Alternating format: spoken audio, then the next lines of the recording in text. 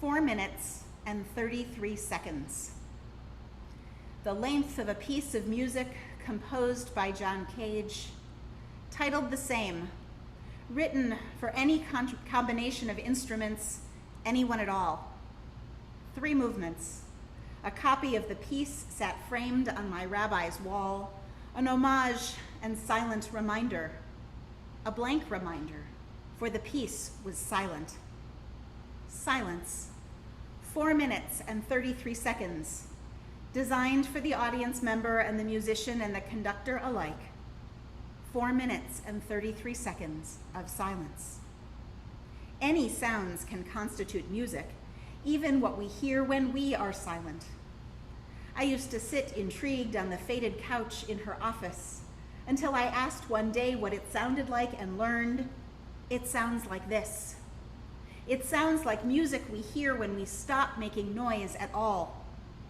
4 minutes and 33 seconds is a long time. A time of weeping when grief breaks through. A pent-up burst when the floodgates break. Too long for silence sometimes. I'm a terrible meditator because I don't slow down enough. And sometimes I'm utterly overwhelmed when I close the extra noise and hear the thoughts come crashing in.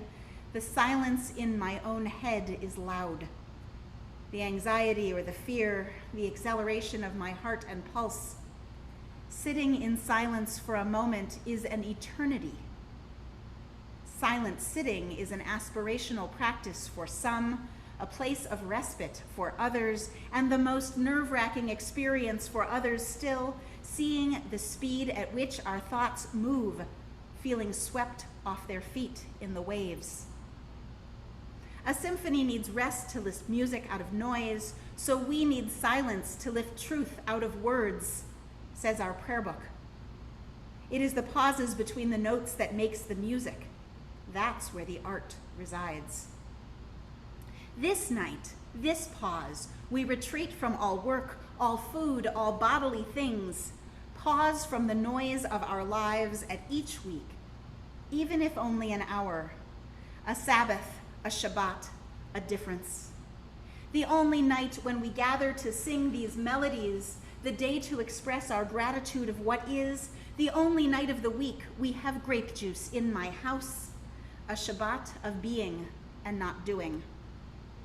Yet again, with the anxiety and worry, if we turn off too much. There is always more to be busy with. Can we really ever stop? Living by our calendars from drop-off to pickup, from errand to lunches to deadlines, from more and more and more, if we stopped for 4 minutes and 33 seconds, or even 4 and 33 moments, would it all come crashing down around us as we fear or as we need? Would it help? What would we hear? I think of how many times we are working and simply when we are awake, when we need to think, to write, to process, to pause and not plow through the inbox. And we pick up our phones, press play, scroll through mindlessly, look around the room to remember what else needs doing. Multitask as we cook and eat and meeting. Use the noise of the moment to muffle and then keep moving, keep skimming, head above water. Rest comes once a week and we call it Shabbat. Rest comes once a year and we call it Yom Kippur. Rest comes once every 7 years and we call it Shemitah. Shemitah, every 7 years the land must lie fallow. No planting, no reaping, welcoming the rot, welcoming the rest, so that the seeds and the roots break down and regenerate. Every 7 years is a Shabbat of the land for God. Every 7 years, the Torah teaches, we let the whole earth turn to compost, re-enrich itself by doing nothing. This year is Shemitah 5782. How can we possibly rest? Not only Shabbat, not only Yom Kippur, not only this Shemitah year. How might rest come every day? Sleep is 1/60th of death, teaches the Talmud. Not a complete ending, but a necessary pause, because a complete rest, permanent stopping, eternal sleep, death is not the goal, despite the fact that on Yom Kippur we rehearse for it, wearing white, abstaining, all as basic as when we are buried. Slowing, not stopping, some of the parts of us, terrified of what we will hear, frightened of what we will feel in the quiet. What if we feel too much? What if we don't feel anything? What terrible things will our imagination bring? What will consume us in the waves, and will we be pulled under what we cannot see? And how can we trust that stopping does not mean ending, that slowing, that dormancy does not mean death?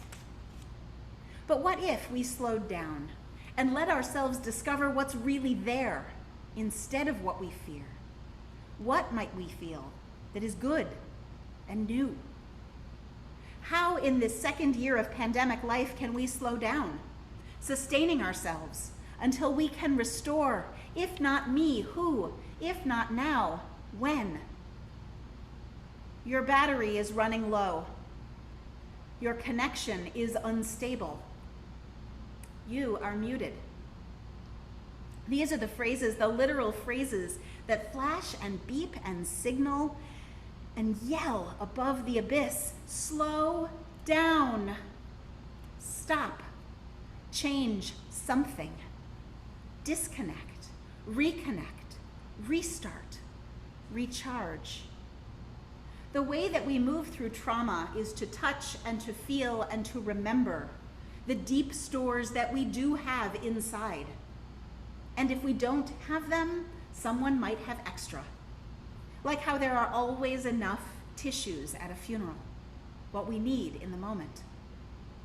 To remind ourselves that amidst the weeds, there are seeds that are rotting to prepare to germinate yet again. The things we can hold on to outside and inside. The beauty that lives beside the chaos in the silence, if we only give ourselves permission to put on the brakes enough. Shemitah is a sabbatical, a release, a stepping away, a slowing down. We stop the planting and the growing cycle, but we don't starve. We rely on the stores we have because we have prepared. This year and for years past, we built up food, capacity, love, learning. Now, in this second marathon, the second wave of the pandemic, is the time for us to stop and open up those reserves, just like those lean years in Joseph's dream. It is a tikkun to the voices and forces that push us in an unending cycle of more and more, of have and greed, of hierarchy and need and judgment.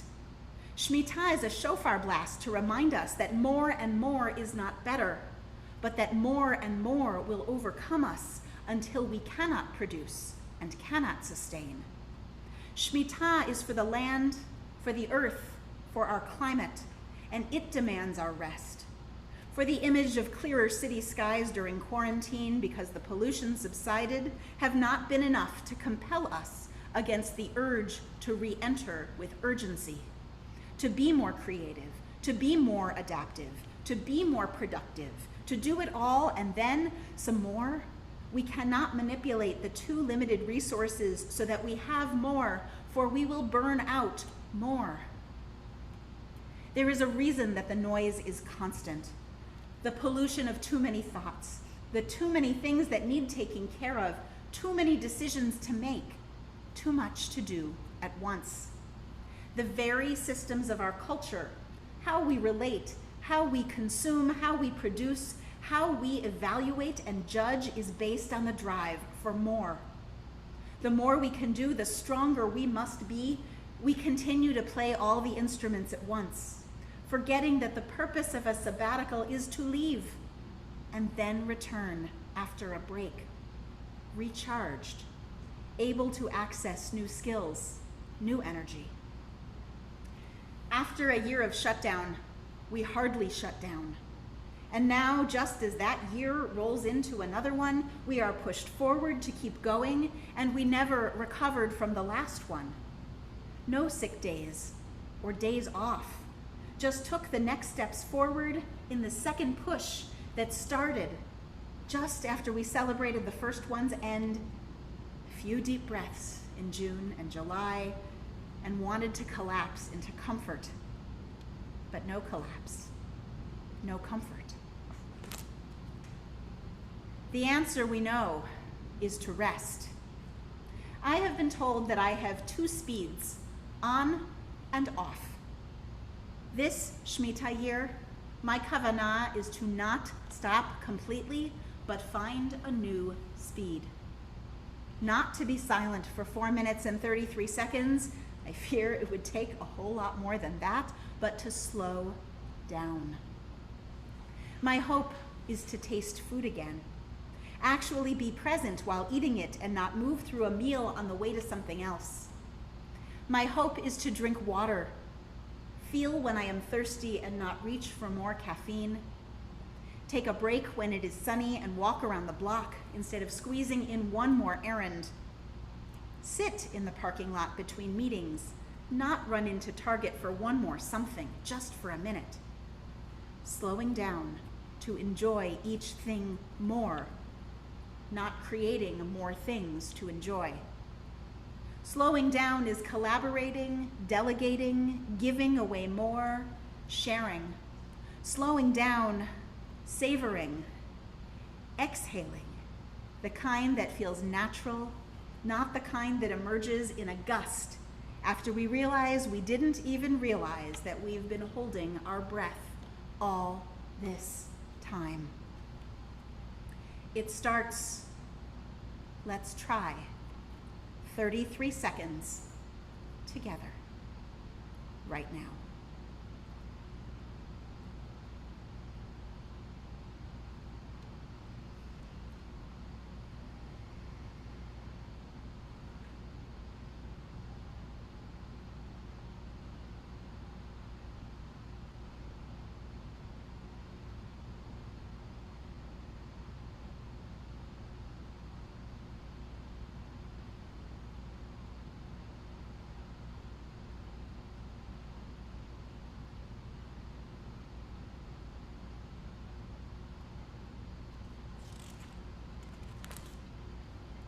How do we slow down this year? I learned from a pastor. We look down at our blistered, aching feet, our hopeful but exhausted heart, our overwhelmed but determined mind, and we take a step forward into life as a gathered community once again.